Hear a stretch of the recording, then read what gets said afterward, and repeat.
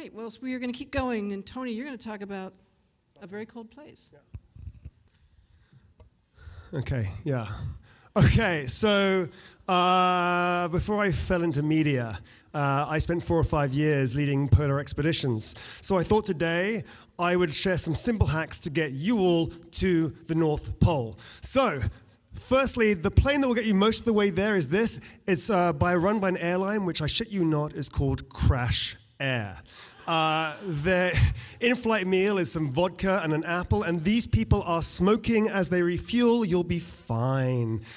They get you to Katanga. Katanga is the arse end of the universe, and there is no law. But you have to negotiate for a helicopter. Dollars are going to be too expensive to persuade these people. You need the little blue passport, Viagra. Seriously, best negotiation technique. You tell your doctor you have a latex phobia, and it might just save the expedition. Now, if you can do that, if you can bribe the right people out there, then just maybe you can get to the ice. And when you're there, what's the very first thing you want to do? You want to take a selfie. So, some general ideas around tech. First up, internal batteries don't last longer than about 2 minutes, so you want to have lithium batteries. You want to keep them close to you. No moving parts, no hard drives, all solid-state drives. Screens, you don't want to have either small or not at all. If you do need to use a screen, it's a good idea to hold it over the stove for a little bit before you do that. Kind of helps it out. And finally, the only phone system is the Iridium system. Its bandwidth is minuscule, and its satellites keep on falling out of the sky. So good luck with that. But if you can do all the tech, now you have to navigate. Your GPS is good to check in a couple of times a day, but because of that screen battery issue, you can't do much more than that. Compasses, there's so much magnetic variation that they're kind of difficult to use. So actually, the way that you're going to navigate is you're going to use the sun. You know that at 6 a.m., the sun is due east. At 6 p.m., it's due west. So it's moving 15 degrees every hour. So you can use your watch and your shadow to always find your way north. It's by far the best way to navigate. But expeditions like this, they're, how do you put it? Well, they're just kind of hard. And so if you're doing these things, you've got to deal with incredible loads, you've got cold temperatures, you've got hypothermia to deal with, and you've got things like frostbite, which is where you start to lose blood flow to the extremities. Your fingers go this kind of waxy white, and then they go black, and then you can kind of just chop them off with a garden saw, and it's kind of fine.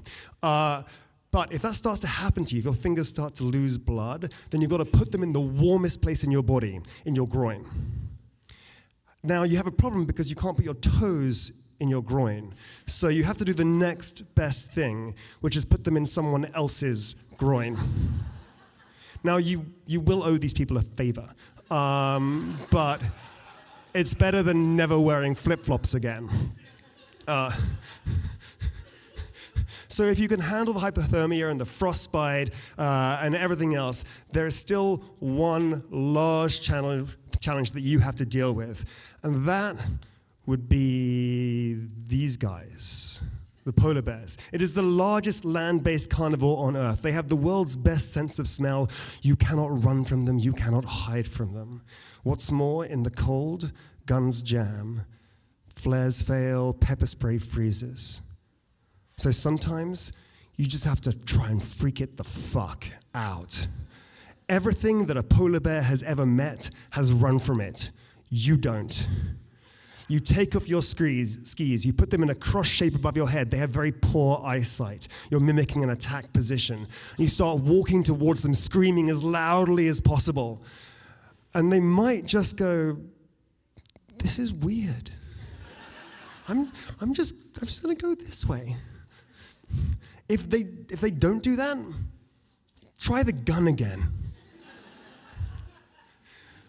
But if you can get past the polar bears and you can get past the cold and the sledge that's way too heavy, then you can find yourself at the North Pole. And it is the most amazing experience. You've got the whole world rotating beneath you. Every war, every love affair, every conversation. And you want to share that moment. You want to reach out on your shitty Iridium phone. You want to call someone you love and tell them about it. And the one rule is this. you will always get voicemails. Thank you very much.